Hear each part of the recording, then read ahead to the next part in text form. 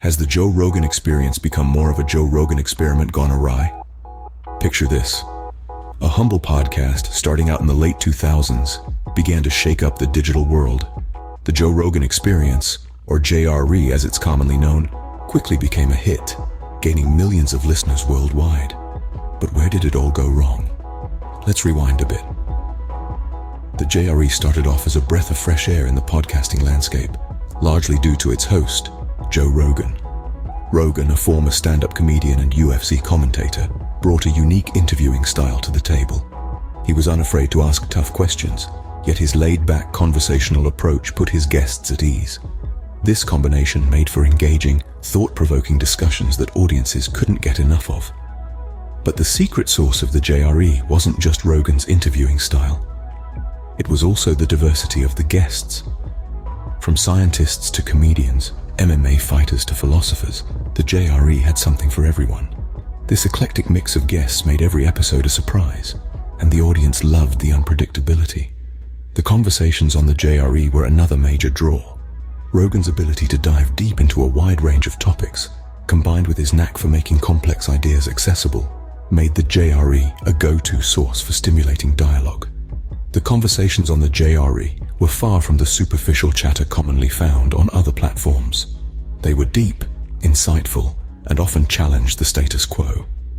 Fast forward to the present day, and the JRE seems to have lost some of its original allure. The once vibrant and diverse podcast has gradually morphed into a platform that often feels monotonous and repetitive.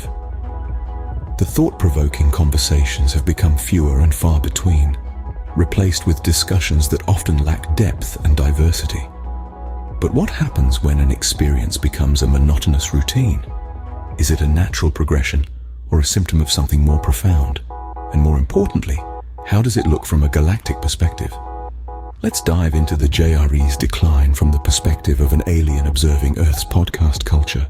Remember when Rogan's interviewing style was a breath of fresh air? Well, not anymore. There was a time when Joe Rogan's unscripted, freewheeling approach to interviews was like a cool breeze in a stuffy room.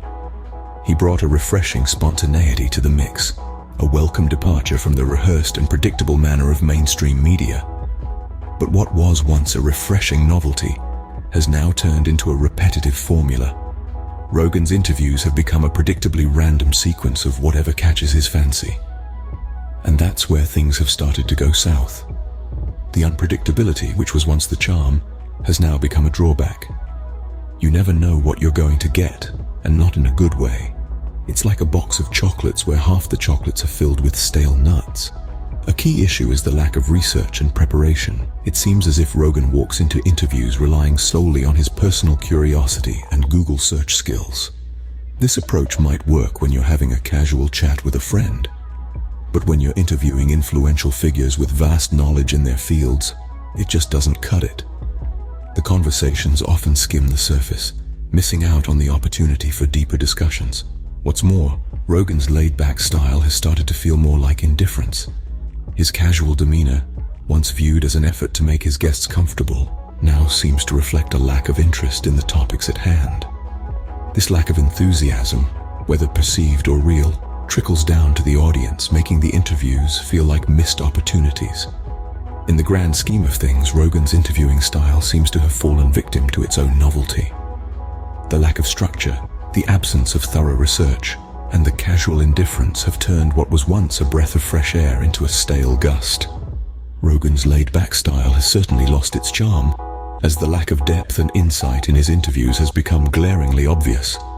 The JRE has been known for its eclectic mix of guests, but has it become a case of quantity over quality?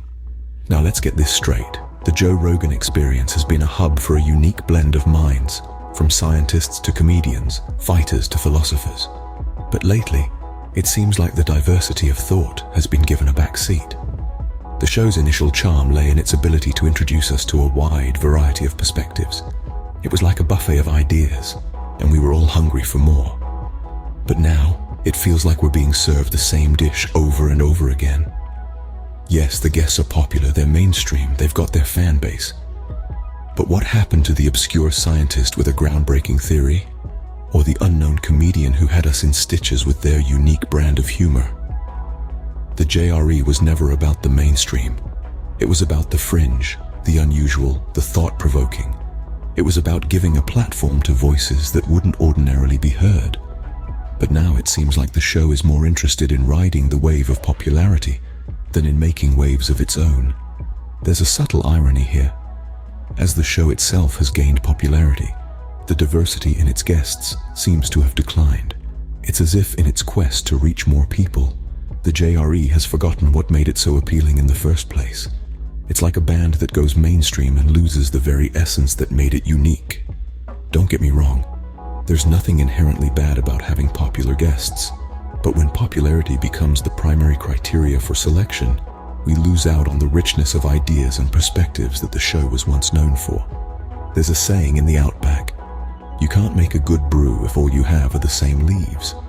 And it seems like the JRE is brewing a rather monotonous tea these days.